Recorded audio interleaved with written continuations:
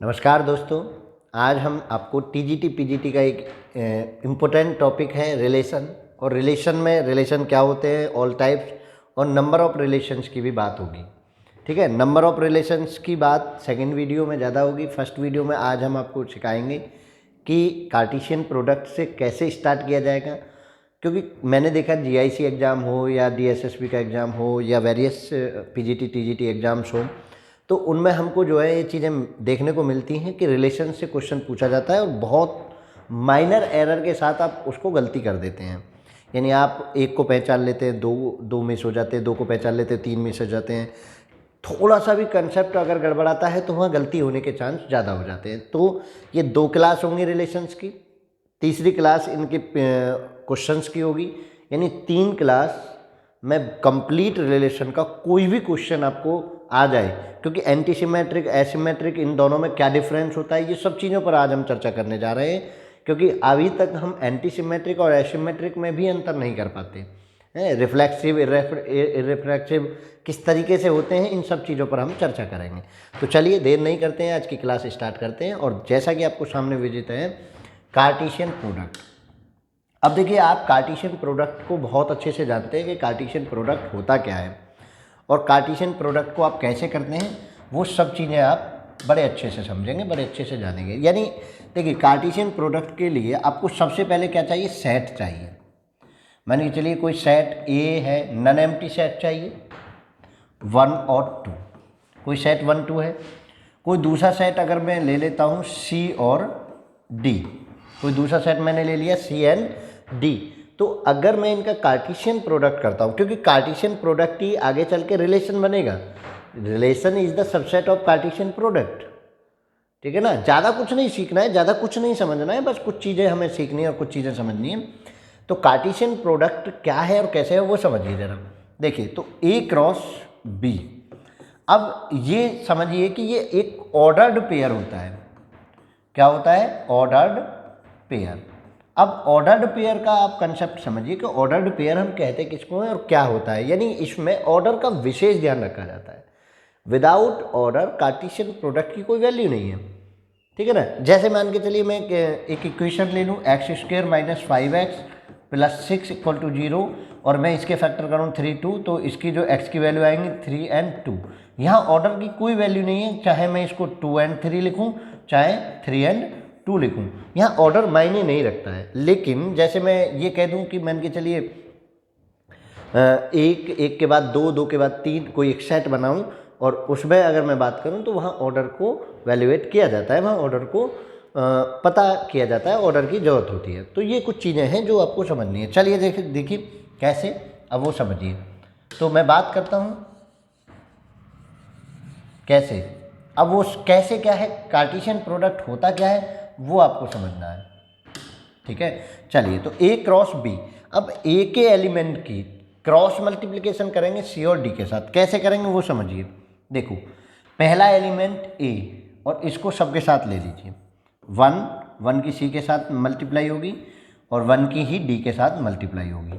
ठीक है, पहले एलिमेंट की दोनों जो सेकंड के एलिमेंट है उनके साथ मल्टीप्लिकेशन कर दी।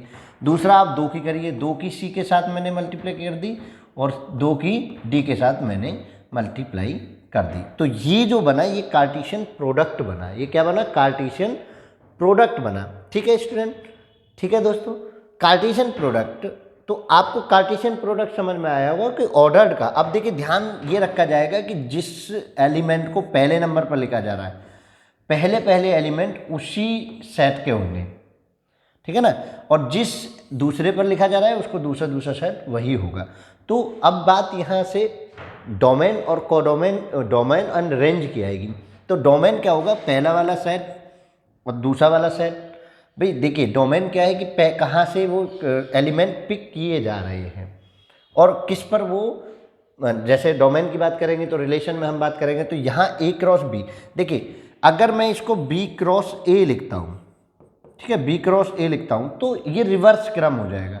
क्या हो जाएगा, रिवर्स क्रम। मतलब पहले नंबर पर आपको बी के एलिमेंट्स को लिखना है और दूसरे नंबर पर आपको दूसरे एलिमेंट्स को लिखना है। तो D1 रिवर्स करके मैं लिख देता हूँ, तो D2।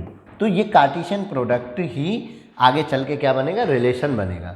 ठीक है, तो नंबर ऑफ कार्टेशियन प्रोडक्ट कितना होगा, देखो ए क्रॉस ए में कितने, यानी अगर यहाँ से मैं नंबर ऑफ निकालूँ तो number n of A cross B equal to आपको मिलेगा मॉड ऑफ यानी n of A cross n of B, यानी number of A into multiplication number of B. जितने एलिमेंट्स होंगे तो यहाँ कितने मिलेंगे, देखो यहाँ कितने थे, ए में कितने एलिमेंट 2 और बी में कितने एलिमेंट 2 और दोनों की गुना की तो 4, किसमें n cross A cross B में कितने एलिमेंट 1 2 3 4, यानी यहाँ से नंबर ऑफ अगर आप निकालने जा रहे हैं तो एन ए क्रॉस बी बराबर N A cross N B, यानी दोनों की नंबर ऑफ एलिमेंट्स का आपको मल्टीप्लिकेशन कर देना है। तो चलिए देर नहीं करेंगे, नेक्स्ट क्वेश्चन, नेक्स्ट डेफिनेशन। अब बात आती है रिलेशन क्या होता है। देखिए सर समझिए जरा, रिलेशन क्या होता है। Relation is set of ordered pair is defined as a relation. इस सेट ऑफ ऑर्डर्ड पेयर का एक सेट रिलेशन कहलाता है। जैसे ऑर्डर्ड पेयर होना चाहिए, कोई भी है, जैसे मैं यहाँ से बात करूँ कि राम इज सन ऑफ, किसी का भी लिख दीजिए, राघव लिख देता हूँ, ठीक है, ये वो वाले राम नहीं है जिनको आप समझ रहे हैं। तो देखिए Ram is a son of A Raghav, ordered pair है राम और राघव का, और रिलेशन किस प्रकार से है दोनों का, दोनों पिता पुत्र है। तो ये जो ऑर्डर्ड पेयर का एक सेट बनेगा इसको हम कहते हैं रिलेशन। और वो कैसे भी डिफाइन हो, जिस की तरह से भी डिफाइन हो, सभी तरह से डिफाइन होगा और वो क्या बनेगा, रिलेशन बनेगा। लेकिन इसकी प्रॉपर्टी क्या है, इसका कंसेप्ट क्या है, कि कंसेप्ट ये है कि ये Cartesian product of A cross B, यानी जो ए एलिमेंट है जो बी एलिमेंट है उस कार्टेशियन प्रोडक्ट का सबसेट होना चाहिए। अगर वो सबसेट नहीं है तो वो जरूरी नहीं है कि वो रिलेशन बनेगा, एम्प्टी हो सकता है लेकिन सबसेट होना चाहिए। ठीक है, तो चलिए ज़रा देखते हैं, अगर उससे अलग वो बाहर निकल रहा है तो वो सेट नहीं बनेगा। अब बात आती है कि रिलेशन की डोमेन एंड रेंज। ब्रीफ में मैं बता दूंगा, कोई ऐसी कोई दिक्कत नहीं। Domain and range, if there are two sets A and B, the relation R have ordered pair XY, then the domain of R, dom R is the set of X, XY belong to R for some Y in B। यानी आप ये समझिए कि कोई ordered pair XY belong कर रहा है R में, ठीक है, ये मान लेता हूँ। तो इसमें जो x है ये आपका बनेगा डोमेन, ठीक है, और ये जो y है ये बनेगी आपकी रेंज। ठीक है, ये जो x है पहला एलिमेंट ऑफ कार्टेशियन प्रोडक्ट या relation is always called domain and second element is always called range. देखो range, the range of R, तो range R is the set of y XY for belong to R for some x in A। x किसी x element के लिए जो y हमको मिलता है वो कहलाती है रेंज, और जो किसी y एलिमेंट के लिए जो x मिलता है वो कहलाता है डोमेन। ठीक है, चलिए नेक्स्ट में बढ़ते हैं। अब हम टाइप ऑफ रिलेशन पढ़ेंगे। टाइप ऑफ रिलेशन में सबसे पहले मैं यूनिवर्सल रिलेशन की बात करूँगा। यूनिवर्सल रिलेशन होता क्या है, देखिए ये टाइप ऑफ रिलेशन में properties of relation and type of relation को बहुत लोग मिक्स करके पढ़ते हैं। तो universal relation is a type of the relation and reflexive identity and other is the properties of relation. Universal relation is universal और full relation is a type of relation which every element of a set is related to each other। यानी जो उस set के elements हैं सब वो उससे related होने चाहिए, प्रत्येक से प्रत्येक कुछ ना कुछ रिलेट होना चाहिए, ईच अदर इस सेट इज।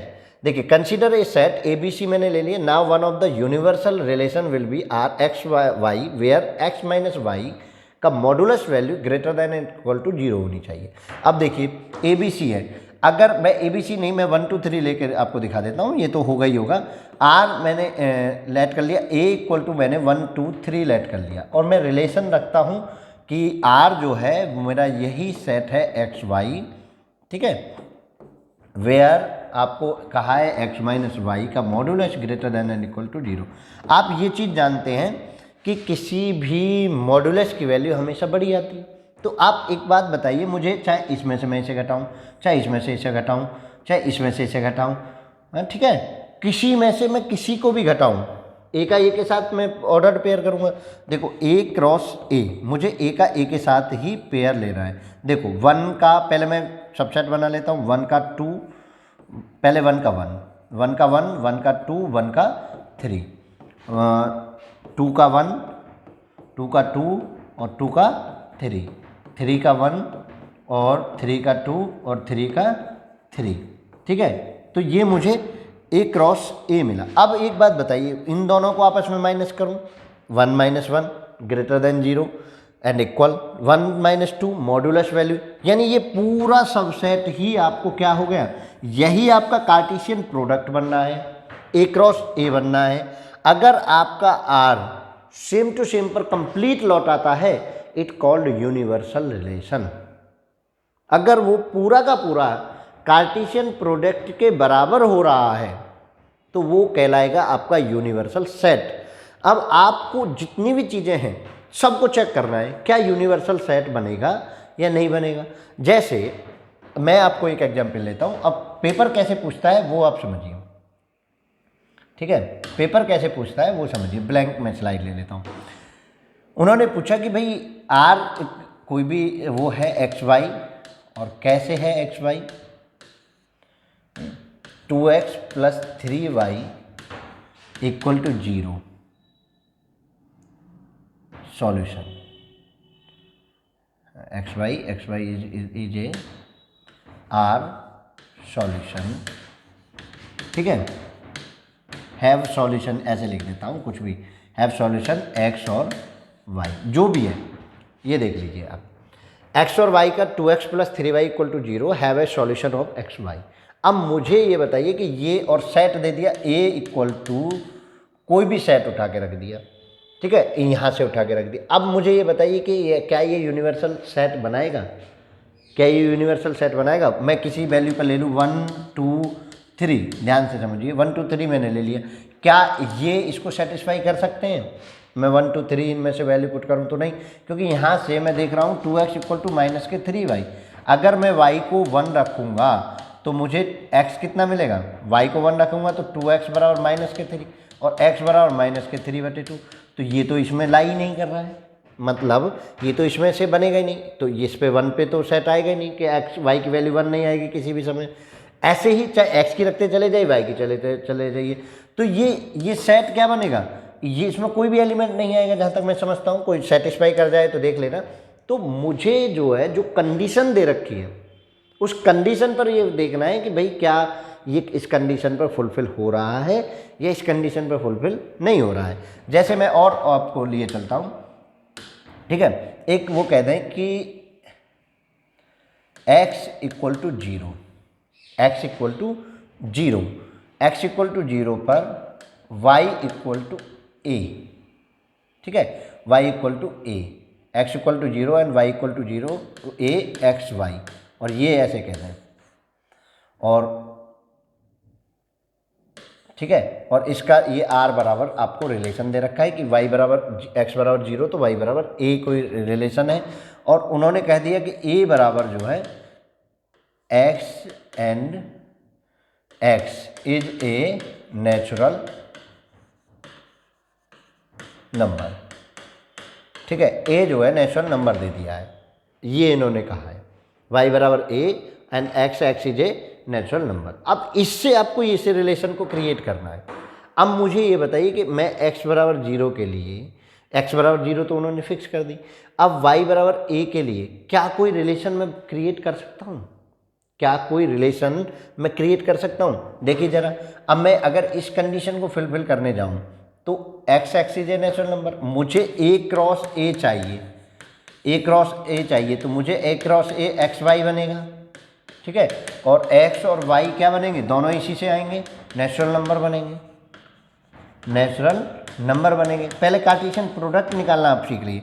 अब एक्स और वाई दोनों नेचुरल नंबर बनेंगे, तो इन दोनों नेचुरल से क्या ये कोई सेट क्रिएट कर रहा है? क्या यूनिवर्सल रिलेशन क्रिएट होगा? नहीं होगा। केवल मॉडुलस फंक्शन और इस तरीके से आपको यूनिवर्सल सेट को पहचानना है कि क्या वो यूनिवर्सल, क्या कंप्लीट। अगर ये कंडीशन आपकी इस कार्टेशियन प्रोडक्ट के पूरे कंप्लीट को सॉल्व कर ले, पूरे कार्टेशियन प्रोडक्ट को, ये यूनिवर्सल बनाएगा आर बराबर ए क्रॉस ए। अगर इसको अडॉप्ट कर लेता है तो बनाता है वो यूनिवर्सल सेट, तो बनाता है वो यूनिवर्सल सेट। आप इस चीज़ को बिल्कुल समझ लीजिए, यूनिवर्सल सेट। ठीक है, चलिए तो देखिए मैंने वही चीज़ें बताई कि आर बराबर ए क्रॉस ए आपका होना चाहिए, यूनिवर्सल सेट बनना चाहिए। ठीक है, और मोस्टली आपको मॉड्यूलस फंक्शन पर क्वेश्चन पूछा जाता है, तो आप उस चीज़ को याद रखेंगे। नेक्स्ट टाइप ऑफ देखिए, नेक्स्ट टाइप देखिए, उन्होंने कहा वॉइड और एम्प्टी रिलेशन। वॉइड और empty relation, an empty relation और void relation is one of the which there is no relation between any element of a set. For example, a set A 1 2 3, then one of the void relation can be x Y where x minus y equal to 8, modulus 8।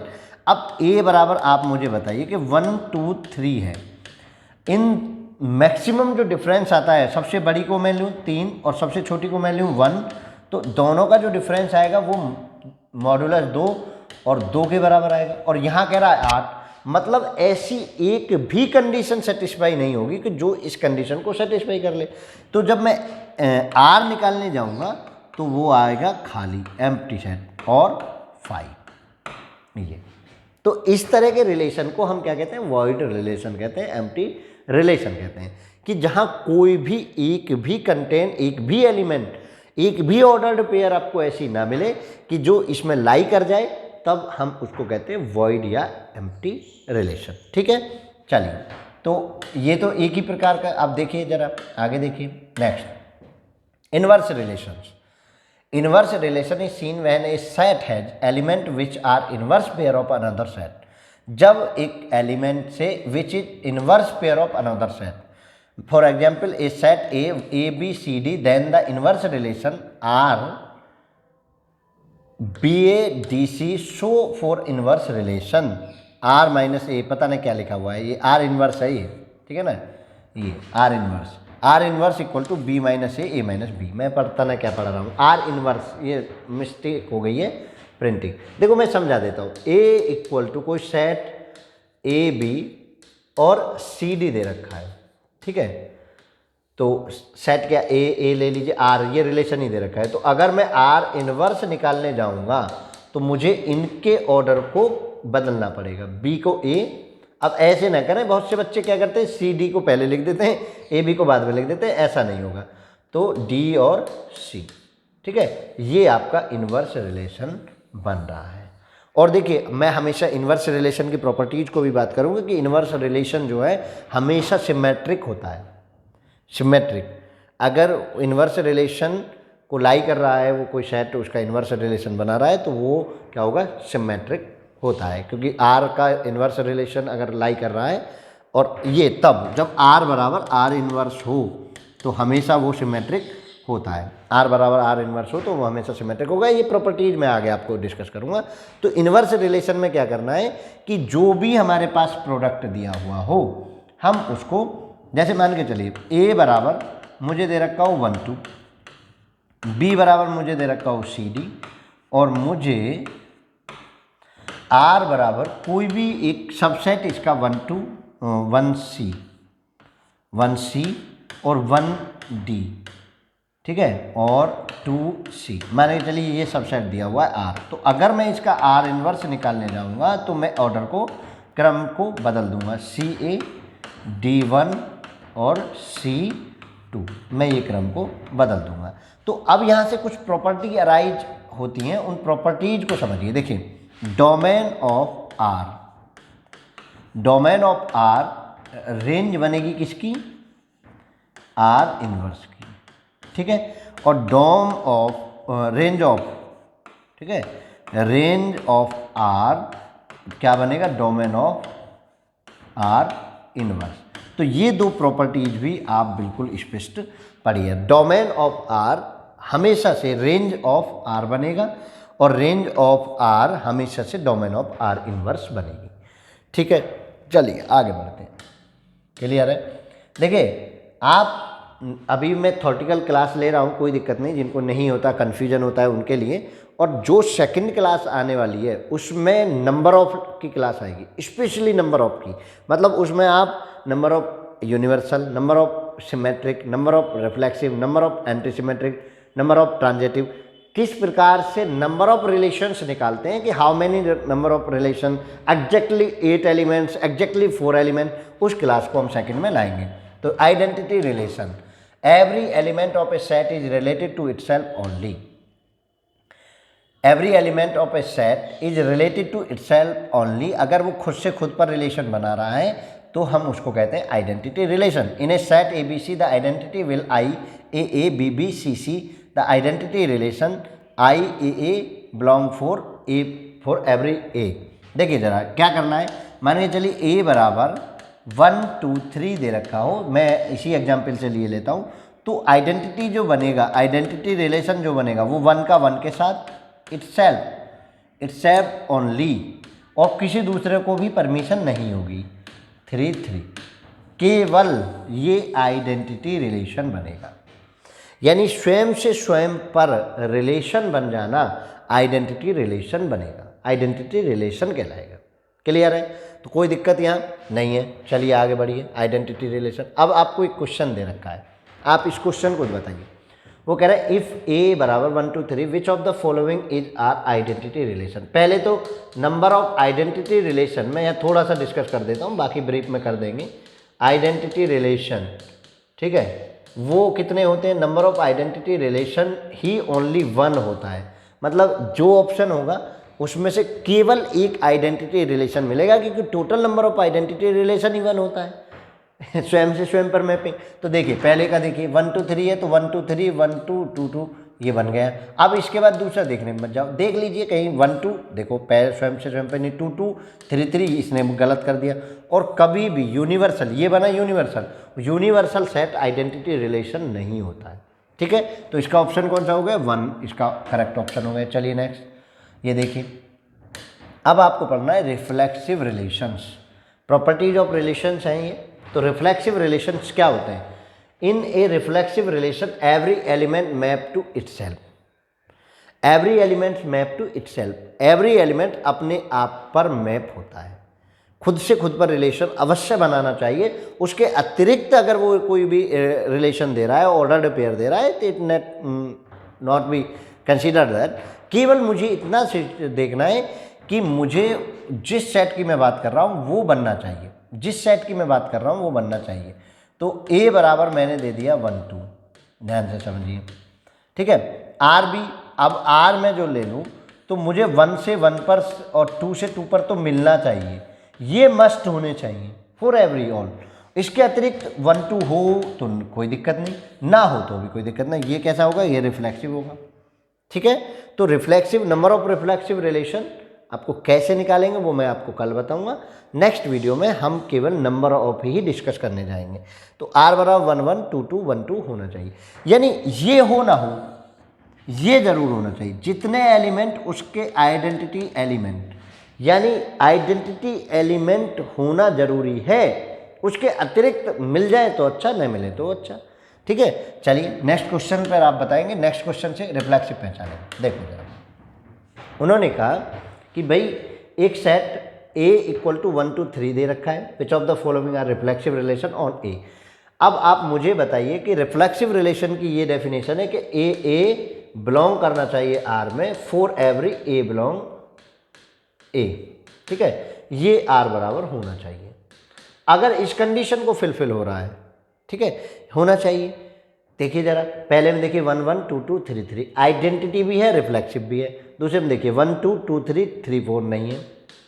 अगले में देखिए 2 2 3 3 1 1, यहाँ तक condition fulfil. इसके बाद मुझे देखना ही नहीं है होगा, क्योंकि मेरे पास 3 एलिमेंट है और तीनों का सेम टू सेम पर मैप मिल रहा है। मुझे तीनों का सेम टू सेम पर मैप मिल रहा है, जितने एलिमेंट उतने डायगोनल एलिमेंट्स आपको मिलने चाहिए। उसके अतिरिक्त अगर है तो भी ठीक, नहीं है तो भी ठीक, ठीक है। और देखिए ये ए क्रॉस ए में यूनिवर्सल सेट में सभी आ जाते हैं, तो ये भी आपका रिफ्लेक्सिव होगा। समझ आया? यानी रिफ्लेक्सिव रिलेशंस इज दैट कि रिफ्लेक्सिव रिलेशन में आपको आइडेंटिटी तो मिलना ही मिलना है, यानी सेम टू सेम पर मैपिंग मिलनी है। उसके अतिरिक्त अगर होगा तो भी वेलकम, नहीं होगा तो भी वेलकम। तो इसमें 3 ऑप्शन इज करेक्ट हो जाएंगे। पहला भी आपका रिफ्लेक्सिव होगा, दूसरा नहीं होगा, तीसरा भी रिफ्लेक्सिव होगा और चौथा भी आपका रिफ्लेक्सिव होगा। ठीक है, समझ पा रहे हैं? यानी सेम टू सेम पर ARA होना चाहिए, मस्ट बी। इसके अतिरिक्त जो है वो भी हो तो कोई दिक्कत नहीं। चलिए नेक्स्ट देखिए, symmetric relations. A relation R is symmetric only BA belong is true when AB belong to R. अगर for example of symmetric relation will B R12 to 1 four is set A बराबर 1 2. So for any symmetric relation ARB implies that BRA for every AB belong in A. ध्यान से समझने वाली बात यह है symmetric relation में कि रिवर्स ऑर्डर होना जरूरी है। अगर किसी रिलेशन में, मैं R ले लेता हूँ, किसी रिलेशन में AB है तो BAB होना जरूरी है। अगर AB है तो BAB होना जरूरी है। ये ही इंप्लाइज कर रहा है आपका सिमेट्रिक रिलेशन BAR, ये जरूरी है। और for every all AB belong in A, ध्यान से समझिए।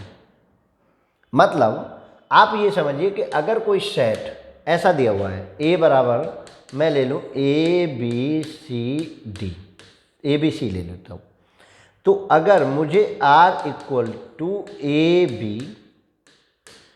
AA CD अगर मुझे ये मिले हैं तो AB का उल्टा भी क्या होना चाहिए? BA इसमें होना चाहिए। A का उल्टा क्या? AA होगा। CD का उल्टा क्या होना चाहिए? DC। तब जाके ये बनता है सिमेट्रिक। अगर उसमें, अगर ऑर्डर्ड पेयर में AB मौजूद है तो इसका BA भी इसमें होना जरूरी है, मस्ट बी R। A का AA उल्टा होगा, CD का उल्टा DC। अगर इस कंडीशन को फुलफिल कर रहा है तो रिलेशन जो होगा वो सिमेट्रिक होगा। चलिए जरा देखो क्वेश्चन। तो बिल्कुल भी डरना नहीं है, मैं आपको 1 बाय 1 सभी टॉपिक्स को क्लियर कराऊंगा और यहाँ से स्टार्ट करके सभी प्रकार के क्वेश्चंस की सीरीज हम TGT PGT के लिए, DSSB के लिए, KVS के लिए, NVS के लिए, जितने भी वेरियस एग्जाम्स होते हैं जो इंटर क्लासेज को ध्यान में रखकर होते हैं, सभी के लिए वीडियो अभी आपको मैं बिल्कुल बेस से लेकर चल रहा हूँ, क्योंकि कुछ कन्फ्यूजन जहाँ होता है उन कन्फ्यूजनों को दूर करना मेरा दायित्व बनता है। उसके बाद सेकेंड क्लास नंबर ऑफ पर होगी, थर्ड क्लास आपकी इससे पूछे गए प्रीवियस ईयर के क्वेश्चंस एंड किस तरह से क्वेश्चन यहाँ बनता है उन क्वेश्चंस पर आधारित होगी। तो 3 क्लास, 1 चैप्टर 3 क्लास, ठीक है। पहली चैप्टर में हम डेफिनेशंस वगैरह लेंगे और उसके बाद सेकंड क्लास में हम उसके कुछ कंसेप्ट लेंगे और थर्ड क्लास में और आगे की चीज़ें लेंगे। तो बिल्कुल आप बने रहिए। चलिए सिमेट्रिक में आप इस क्वेश्चन सामने है आपका, बताइए क्या होगा। इफ़ A बराबर 1 2 3 which of the following is R symmetric relation और A। सिमेट्रिक रिलेशन चाहिए तो मैंने अभी आपको सिमेट्रिक रिलेशन की डेफिनेशन ये बनाई कि अगर ARB उसमें है तो उसमें B रिलेटेड AB होना चाहिए। देखिए पहले पर चलते हैं। 1 2 3 है, 1 1 इसका उल्टा यही, 2 2 का उल्टा यही, 3 3 का उल्टा यही। Identity relation always symmetric, identity void and universal relation always symmetric, ठीक है। अब अगला देखो 1 2, अब इसका उल्टा दोनों, 1 2 का उल्टा क्या मिलना? 2 1 2 1 नहीं है तो नहीं बनेगा। कौन मिस है? 2 1 does not belong in R, नहीं है तो नहीं होगा। 2 3, 2 3 का भी नहीं है, 2 3 का भी उल्टा नहीं है, और अगर 1 का भी नहीं है तो वो नहीं बनेगा, ठीक है। अगले में देखो 2 2 का उल्टा 2 2, 3 3 का उल्टा 3 3, 1 1 का उल्टा 1 1, 3 2 का उल्टा। प्रत्येक ऑर्डर्ड पेयर को चेक करना है, ऐसे नहीं बच जाना है। 3 2 का उल्टा 2 3, ये रहा 2 3, और 2 3 का उल्टा 3 2, यस सिमेट्रिक, और यूनिवर्सल होता ही है तो सिमेट्रिक। समझ आ रहा है ना? बिल्कुल भी मत डरना भाई, बस इतना सा काम समझना है आपको। चलिए नेक्स्ट क्वेश्चन आगे देखिए। एंटी सिमेट्रिक रिलेशन, ये सबसे खतरनाक चीज। Anti symmetric relation, a relation R on a set A is anti symmetric if A B belong in R and B A belong in R, then A and B, A बराबर B. अगर 12th class में आपको यही anti symmetric में कहा गया है, और एंटी सिमेट्रिक और एसिमेट्रिक की डेफिनेशन दोनों में सेम दी है। उन्होंने कहा है कि भाई अगर ए बी बिलोंग कर रहा है आर में, तो बी ए बस एक ही कंडीशन में बिलोंग करना चाहिए जब ए बराबर बी हो, बस। इसका मतलब तो ये हो गया कि आइडेंटिटी रिलेशन सिमेट्रिक और एंटी सिमेट्रिक दोनों होता है, सिमेट्रिक एंड एंटी सिमेट्रिक दोनों होता है। यही तो है भाई, ए और बी बराबर होने चाहिए अगर ए और बी बिलोंग कर रहा है आर में, बी ए बिलोंग कर रहा है आर में। तो इस चीज़ का आप विशेष ध्यान रखिए। दूसरा, एंटी सिमेट्रिक की डेफिनेशन तो आपने पढ़ ली। एसिमेट्रिक, अब कुछ मैथ की बुकों में एंटी सिमेट्रिक और एसिमेट्रिक को सेम कहा है। एसिमेट्रिक क्या है वो समझिए।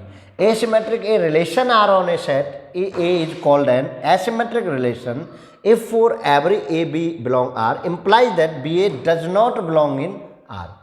यानी ऐसी कंडीशन जिसमें बी ए तो बिलोंग, ए बी तो बिलोंग करे, लेकिन B A does not belong in A, B A does not belong in are. अगर ये कंडीशन फुलफिल हो रही है तो वो हमेशा से आप ध्यान रखिए कि वो एसिमेट्रिक बनता है।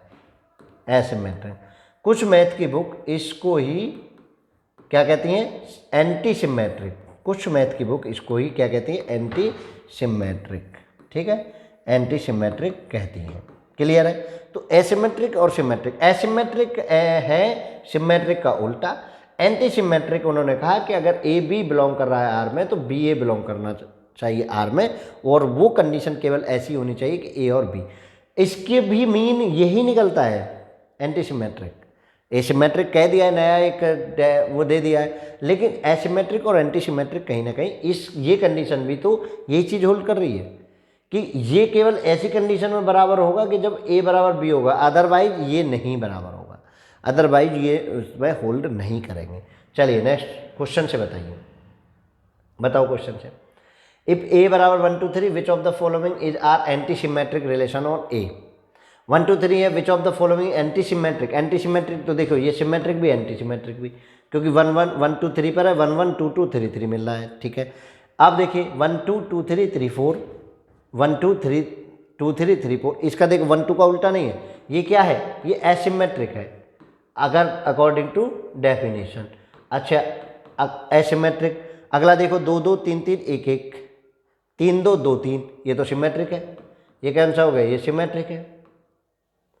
ये कौन सा हो गया, ये सिमेट्रिक है। और तीसरा यूनिवर्सल जो है क्या होता है, वो तो सिमेट्रिक होता है। अभी बताया ना यूनिवर्सल कैसा होता है, सिमेट्रिक, क्योंकि उसमें सभी चीज़ें आ चुकी होती हैं। तो ये जो है एसिमेट्रिक कहलाता है। एंटी सिमेट्रिक ये एंटी सिमेट्रिक। ठीक है, अब मेरी नज़र में डेफिनेशन दो है, जब ये मिस हो, इसको नहीं मानता कभी कभी पेपर, तो आप एसिमेट्रिक को ही एंटी सिमेट्रिक मानेंगे कि जिसमें एंटी सिमेट्रिक का उल्टा ही एंटी सिमेट्रिक आप पढ़ सकते हैं। ठीक है, ऑप्शन ना होने पर, वरना एसिमेट्रिक एक अलग चीज़ हो जाती है। चलिए transitive relations, 4 transitive relations X Y belong R, Y Z belong in R, then X Z belong R. 4 transitive relation. देखिए अगर ए आर बी है और बी आर सी है, तो भाई तीसरा भी होना जरूरी है, ए आर सी। ये आप समझिए कि इस तरह की कंडीशन, और for every all A B C belong in A, ये आप समझिए कि ये कंडीशन फुलफिल होनी चाहिए। अगर ये कंडीशन फुलफिल नहीं है तो मानिए कि वो ट्रांजिटिव रिलेशन नहीं बनेगा, ट्रांजिटिव रिलेशन नहीं बनेगा। अगर वो ये कह दें देखो ए ग्रेटर देन बी और बी ग्रेटर देन सी, तो अब एक बात बताइए, ये अगर इस तरह से एक रिलेशन दे रखा हो तो क्या ये इंप्लाइज ये नहीं कर रहा कि ए ग्रेटर देन सी। देखो ए बड़ा है बी से और बराबर है, और B बड़ा है C से, N बराबर है। तो इन दोनों को अगर मैं मर्ज कर दूं तो इस B को ख़त्म कर दूं तो क्या बनेगा, 1 बड़ा है C से। तो ये जो रिलेशन बनेगा ये क्या बनेगा, ट्रांजिटिव रिलेशन बनेगा। क्या बनेगा, ट्रांजिटिव रिलेशन बनेगा। ये कैसा रिलेशन बनेगा, ट्रांजिटिव रिलेशन बनेगा। समझ पा रहे हैं ना आप क्या ट्रांजिटिव रिलेशन है। ध्यान बस यही है कि अगर लगातार कोई रिलेशन बनना है तो उन दोनों का वैक्यूम बराबर करके इसको हटा के ए और सी भी बनना चाहिए। चलो एग्जाम्पल से बताओ, बताइए जरा। इफ ए बराबर 1 2 3 which of the following are transitive relations, बताइए जरा। 1 1 2 2 3 3। अब देखिए मुझे हर एलिमेंट का चेक करना है। इन दोनों 1 का किसी के साथ कोई रिलेशन नहीं, 2 का इस सेकंड वाले का पहले के साथ चेक करते हैं, सेकंड वाले का पहले के साथ, 3 का भी कोई नहीं, तो ट्रांजिटिव है यस। ठीक है, identity relation always transitive, void relation always transitive, ठीक है, empty relation always transitive, universal relation always transitive, and is that identity relation always transitive. ठीक है, अब इसको देखो 1 2, 2 को देखो, 2 से 2 को अगर ख़त्म करूँ तो 1 3 होना चाहिए था, जो नहीं है। 2 से इसके सेकंड पार्ट से पहले का मिलाइए, दूसरे का पहला, सेम, और उनको दोनों कट करके जो बने 1 और 3 बना, 1 3 होना चाहिए था, जो नहीं है, खत्म। इसका देखो 2, अब देखो कहीं स्टार्ट 2 से कर रहा है, हाँ 2 से 2, तो 2 और 3 मिलना चाहिए, मिला हुआ है। ठीक है, अब देखिए दूसरे पाइए 3 से 3 में मिलना चाहिए, 3 से 3 कैंसिल, 3 2 मिलना चाहिए, 3 2 मिला हुआ है। क्लियर। 1 का देखिए 1 कहीं और है ही नहीं, कोई दिक्कत नहीं। इसका देखिए 2 को 2 से कट किया तो कितना मिलना चाहिए, 2 से 2 को ध्यान से समझ लीजिए, छोड़ना नहीं है, वो पहले हो गए तो कोई दिक्कत नहीं।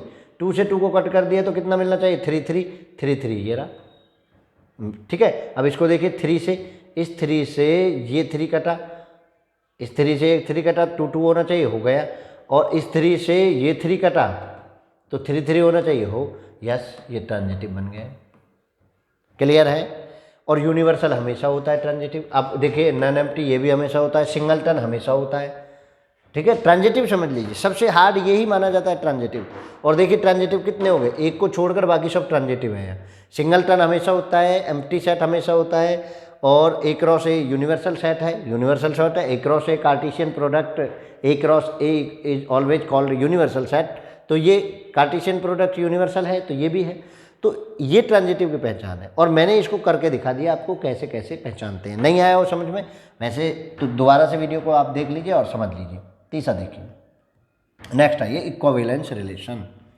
Equivalence relations, if a relation is reflexive, symmetric and transitive at the same time, ऐसा कोई रिलेशन जो सिमेट्रिक भी हो, रिफ्लेक्सिव भी हो और ट्रांजिटिव भी हो, तो वो जो है it known as equivalence relation. अगर किसी सेट में, किसी सबसेट में, कार्टेशियन प्रोडक्ट के सबसेट में, रिलेशन यही तो है, में तीनों कंडीशन फुलफिल हो रही है, properties are they are reflexive, symmetric and transitive will be hold, called that equivalence relation. ठीक है, तो इक्विवेलेंस रिलेशन जैसे मान के चलो आर बराबर, मैंने अभी पिछले उससे ले लूँ 1 1 2 2 3 3 और 3 2 और 2 3, ये था। ठीक है, तो पहले चेक करिए इसको, ये है सपोज दैट, और ए बराबर क्या है 1 2 3, ए बराबर क्या है 1 2 3। तो रिफ्लेक्सिव चेक करेंगे 1 1 2 2 3 3, रिफ्लेक्सिव, यस रिफ्लेक्सिव है। ठीक है जी, रिफ्लेक्सिव है। चलिए दूसरा सिमेट्रिक चेक करिए, 1 1 2 2 3 3, उल्टा 2 3 और 2 3 का उल्टा 3 2, 3 2 का उल्टा 2 3, यस ये सिमेट्रिक भी हो गया। ठीक है, सिमेट्रिक भी हो गया। अब देखिए ट्रांजिटिव चेक करिए, 1 का 1 से कोई लेना देना नहीं, तुम तो पास हो गए। 2 से 2 कटा, ये 2 से 2 कटा तो 2 3 होना चाहिए, है। 3 से 3 कटा 3 2 होना चाहिए, 3 2 है। और 2 से 2 कटा 3 3 होना चाहिए, है। इसको उल्टा चेक कर लीजिए, 3 से 3 कटा तो 2 से 2 होना चाहिए, है। 3 से 3 कटा तो 3 3 होना चाहिए, है। मतलब ट्रांजिटिव भी है। ठीक है, ट्रांजिटिव भी है, ट्रांजिटिव। अब ये बताइए मुझे कि ये रिफ्लेक्सिव भी है, सिमेट्रिक भी है, ट्रांजिटिव है, इन तीनों का मिक्स अगर मैंने कर दिया जाए तो ये कैसे हो गए, इक्विवेलेंस भी होगा, इक्विवेलेंस रिलेशन बनेगा। अगर तीनों को होल्ड करती है तो वो प्रॉपर्टी क्या बनेगी, इक्विवेलेंस रिलेशन की प्रॉपर्टी बनेगी। बताइए कोई दिक्कत हो रही हो तो। इक्विवेलेंस रिलेशन समझ में आया कि सेम टाइम में सेम रिलेशन पर रिफ्लेक्सिव, सिमेट्रिक और ट्रांजिटिव बनना चाहिए। अगर ये बनना है तो इक्विवेलेंस होगा। चलिए देखिए जरा, अब एक और रिलेशन पढ़ते हैं, partial order relation. Partial order relation, partial order relation क्या है वो समझ लीजिए। Let R B a relation in set then R is called be partial relation if R is reflexive, मतलब ये बिलोंग करना चाहिए। आर इज एंटी सिमेट्रिक, ध्यान से समझ लीजिए, आर इज एंटी सिमेट्रिक मतलब A R B, B R A बराबर बी पर ऐसा होना चाहिए, A B belongs to A, ठीक है। R is transitive, R transitive होना चाहिए। एंट्री सिमेट्रिक यहाँ कौन सा चाहिए, और ए बी ये जो है ट्रांजिटिव। मतलब आप पार्शियल ऑर्डर डेरिवेशन के लिए, पार्शियल ऑर्डर डेरिवेशन है रिलेशन के लिए क्या क्या चीज़ें चाहिए, आपको रिफ्लेक्सिव चाहिए, कौन कौन सा चाहिए, रिफ्लेक्सिव चाहिए। दूसरा बहुत काम की चीज़ है एंटी सिमेट्रिक, एंटी सिमेट्रिक, और एंटी सिमेट्रिक की डेफिनेशन आपको पता ही है। और तीसरा ट्रांजिटिव चाहिए। अगर ये देखिए ट्रांजिटिव, स्पेलिंग भी हमसे तो ऐसी लिखी जा रही है ट्रांजिटिव, ट्रांजिटिव चाहिए, ऐसा ही है बेटा, ठीक है ना स्टूडेंट, ट्रांजिटिव। तो बच्चों ये देखिए जरा, reflexive, anti symmetric and transitive. दोस्तों बिल्कुल भी हेजिटेट नहीं होना है, ठीक है। आप किसी भी चीज़ के, इंटर के लिए देख रहे हैं, इंटर के लिए, आप टीजीटी पीजीटी के लिए तो मेरे दोस्त होकर देख रहे हैं, कोई दिक्कत नहीं, सबके लिए कुछ ना कुछ मिलेगा। ये तो बनता है पार्शियल ऑर्डर डेरिवेशन। अगर एंटी सिमेट्रिक की जगह सिमेट्रिक आ जाता है तो बन जाता है इक्विवेलेंस रिलेशन। ध्यान से कंपेयर करिए, ठीक है। रिफ्लेक्सिव, क्या कोई क्वेश्चन ऐसे पूछ लिया जाए, क्या कोई ऐसा हो सकता है कि इक्विवेलेंस रिलेशन भी बने और पार्शियल ऑर्डर भी बने, इस क्वेश्चन का जवाब आप दे देना। चलिए नेक्स्ट कुछ प्रॉपर्टीज देखिए। इररिफ्लेक्सिव रिलेशन, इररिफ्लेक्सिव रिलेशन किसको कहते हैं, मैंने कुछ भी छोड़ा नहीं है, जो मॉडर्न मैथ में आज तक पढ़ाया जा रहा है वो मैंने मोस्टली कंक्लूड करने का कोशिश की है। A relation R is said to be a irreflective relation if there exist x does not belong in R. Example है 1 2 3 है, और 1 2 1 3 it is a irreflective relation जिसमें प्रत्येक एलिमेंट्स के लिए सेम टू सेम पर मैप नहीं मिलेगा, ठीक है ना। There exist a X does not belong to R. Same to same पर कोई भी एलिमेंट अगर उसमें नहीं मिलता है तो वो इररिफ्लेक्टिव रिलेशन कहलाता है। सेम टू सेम पर कोई मैपिंग नहीं होनी चाहिए उसमें। देखो 1 2 1 3 सेम टू सेम पर कोई मैपिंग नहीं है। क्लियर है, समझ पा रहे होंगे। सेम टू सेम पर मैपिंग का मतलब है 1 1 2 2 3 3 नहीं होना चाहिए, क्योंकि आपका सेट क्या है, ए बराबर 1 2 3 है, ये इसमें नहीं बिलोंग करनी चाहिए। क्लियर, समझ गए। चलिए आगे बढ़ो। प्रॉपर्टीज अभी तो अच्छे है, पहले ये है not reflective relation. Not reflective relation, a relation R is said to be not reflective is neither R is reflexive nor irreflexive. समझ लीजिए अंतर। अगर उसमें एक भी 1 1 मिल जाता, 2 2 मिल जाता, 3 3, तीनों में से एक भी मिल जाता तो इररिफ्लेक्सिव नहीं होता, ठीक है। अब वो ये कह रहे हैं कि ना तो नॉट रिफ्लेक्टिव रिलेशन कौन बनेगा, कि ना तो वो रिफ्लेक्सिव हो और ना इररिफ्लेक्सिव हो। मतलब देखिए आर बराबर में कोई सेट, पहले सेट ले लेता हूँ, A equal to A B C, मैंने कोई सेट ले लिया, ठीक है। ए बराबर मैंने ए बी सी कोई सेट ले लिया। अब आर बराबर मैं ले लूँ कि ए और ए बी और सी बी और सी लिख देता हूँ, बी और सी। ध्यान समझिए भाई, रिफ्लेक्सिव की डेफिनेशन आपकी ये कह रही है कि होल ए बी सी के लिए आपको इसमें सेम टू सेम पर मैप मिलना चाहिए, ए बिलोंग इन आर। देखो ये मिलना चाहिए प्रत्येक सेट के लिए। ए के लिए ए है, लेकिन बी और सी के नहीं है, तो रिफ्लेक्सिव तो है नहीं। अब मैं इररिफ्लेक्सिव चेक करने जाऊँ, इररिफ्लेक्सिव के लिए कह रहा है कि कोई भी no A belong in R, कोई भी ए बिलोंग। अब इसमें ए बिलोंग हो रहा है, अगर ये भी नहीं होता तो ये इररिफ्लेक्सिव हो जाता। अब ये भी बिलोंग नहीं हुआ तो ये ना तो रिफ्लेक्सिव है और ना ही ये रिफ्लेक्सिव है। तो ये क्या हुआ, नॉट रिफ्लेक्टिव रिलेशन हुआ, नॉट रिफ्लेक्टिव रिलेशन। ठीक है जी, नॉट रिफ्लेक्टिव रिलेशन, ये नॉट रिफ्लेक्टिव रिलेशन बना। तो आप इस चीज़ को विशेष ध्यान, बिल्कुल इंपॉर्टेंट चीज़ है। हम क्वेश्चन को करते समय बड़ा ध्यान नहीं देते हैं और बहुत छोटी सी गलती करके हम क्वेश्चंस को गलत कर देते हैं। ये समझिए कि इररिफ्लेक्सिव का मतलब है कोई भी नहीं मिलना चाहिए। पीछे के देखो, स्लाइड देखो, कोई भी नहीं मिलना चाहिए। 1 2 1 3 इट इज एन इररिफ्लेक्टिव रिलेशन। अगर इसमें 1 1 या 2 2 या 3 3 का कोई भी एक एलिमेंट भी आ जाता तो ये इररिफ्लेक्सिव नहीं होगा। समझ लीजिए, उल्टा नहीं होता है कि अगर रिफ्लेक्सिव नहीं है तो रिफ्लेक्सिव शो नहीं किया तो इररिफ्लेक्सिव हो जाएगा, नहीं। कोई भी एक सिंगल एलिमेंट भी उसमें ऐसा नहीं होना चाहिए जो सेम टू सेम पर मैप हो, तब वो इररिफ्लेक्सिव एलिमेंट बनता है, रिलेशन बनता है। समझ आ रहा है ना, ये बात ध्यान रखिए।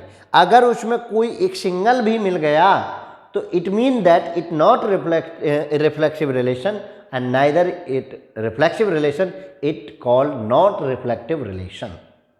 समझ आए ना, ये देखो सेकंड, नॉट रिफ्लेक्टिव रिलेशन।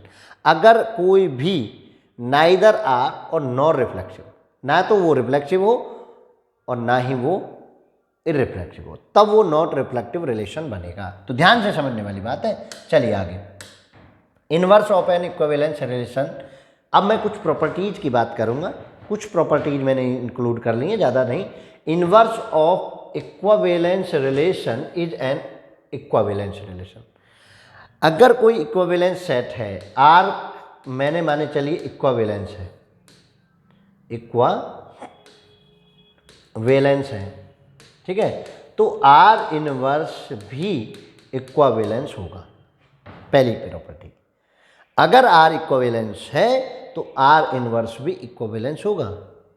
और यहां से एक और होल्ड करिए, आर अगर पार्शली ऑर्डर है, पार्शली ऑर्डर रिलेशन है, तो आर इनवर्स भी पार्शली ऑर्डर ही होगा, आर इनवर्स भी पार्शली ऑर्डर ही रिलेशन होगा, पहली कंडीशन। तो उसी देखें, the intersection of two equivalence relation is an equivalence relation. अगर मान के चलिए R1 इक्विवेलेंस है, R2 इक्विवेलेंस है, तो दोनों का जो इंटरसेक्शन होगा R1 इंटरसेक्शन R2, वो भी क्या होगा, इक्विवेलेंस रिलेशन ही होगा। ठीक है, intersection of two equivalence relations is an equivalence relation. ठीक है, तो अगला देखिए, the union of two reflexive relations is reflexive. अच्छा, मैंने यूनियन को नहीं लिखा है इक्विवेलेंस में, तो यूनियन इक्विवेलेंस नहीं होगी, जरूरी नहीं है, मे और मे नॉट भी। ठीक है, तो जो जो चीज़ें लिखी हैं वही होंगी, उसके इतर अपनी आइडियोलॉजी नहीं बनाएंगे। The union of two reflexive relations is reflexive. ठीक है, अगर मान के चलिए R1 रिफ्लेक्सिव है, R2 रिफ्लेक्सिव है, तो इनका जो यूनियन बनेगा वो भी रिफ्लेक्सिव बनेगा। ठीक है, क्योंकि R1 में उसके खुद के सेट के सभी एलिमेंट्स सेम टू सेम पे मैप होंगे, R2 में उसके सभी एलिमेंट मैप होंगे, तो जब दोनों का यूनियन बनाएगा तो वो सेम टू सेम की मैपिंग तो आ जाएगी। अब वही होना जरूरी है, उसके अतिरिक्त कुछ हो या ना हो तो रिफ्लेक्सिव बनेगा, तो ये भी ठीक है। The union of two symmetric relations is symmetric. Union of two symmetric relation, अगर दो सिमेट्रिक रिलेशन की यूनियन बनाई जाए तो उनका भी सिमेट्रिक बनना तय है। Union of two transitive relation need not be transitive. अगर दो एलिमेंट्स की ट्रांजिटिव रिलेशंस की यूनियन की जाए तो जरूरी नहीं है कि वो क्या बने, ट्रांजिटिव बने। क्लियर है, समझ पा रहे हैं ना। और देखिए नेक्स्ट, अब कल की जो क्लास होगी वो यहाँ से स्टार्ट होगी। कल की जो क्लास होगी, how many different reflexive relation on set A equal to 1 2 3 4 are there which contain 8 element. ये इस तरह के question, how many different symmetric relation on set A 1 2 3 4 are there which contains 4 element. How many different antisymmetric relation on set A equal to 1 2 3 4 are there, how many these contains exactly 4 element. तो इस प्रकार की जो class है वो आपकी कल होगी। आज की क्लास में आपके साथ हम इतना ही जुड़ेंगे। डेफिनेशंस आई होप कि आपने सीखी होंगी, और जो कुछ मैंने नए बताए हैं जैसे पार्शियल और नॉट रिफ्लेक्टिव रिलेशन को बिल्कुल स्पेशल ध्यान से पढ़िए। ये जो नॉट रिफ्लेक्टिव वाला था ये, किसको हम इररिफ्लेक्टिव कहेंगे, एक नॉट रिफ्लेक्टिव कहेंगे। रिफ्लेक्सिव और इररिफ्लेक्सिव ना होने पर नॉट रिफ्लेक्टिव रिलेशन बनता है। तो कुछ इन चीज़ों के साथ आज आपसे विदा लेते हैं। नेक्स्ट फिर कल की क्लास बिल्कुल भी मिस ना करें। कल की क्लास में नंबर ऑफ रिलेशंस कैसे निकाले जाते हैं, चाहे वो सिमेट्रिक हो चाहे रिफ्लेक्सिव हो, इस क्लास को हम लेकर आएंगे। और उससे नेक्स्ट क्लास में हम इससे रिलेट जितने भी आज तक क्वेश्चन पूछे गए हों, चाहे वो 10 हों, चाहे 20 हों, चाहे 50 हो, और कोशिश करेंगे कि 50 क्वेश्चन की एक सीरीज जो केवल इन पर आधारित हो और आपके लिए उपयोगी हो। तो 3 क्लास में आप इस चैप्टर को पूरा पढ़ पाएंगे। आप स्टेनर मैथ को सब्सक्राइब कर दीजिए, लाइक कर दीजिए भाई, और शेयर भी आप नीडी स्टूडेंट्स को कर दीजिए। तो चलिए आज की क्लास यहीं समाप्त करते हैं। जय हिंद, जय भारत।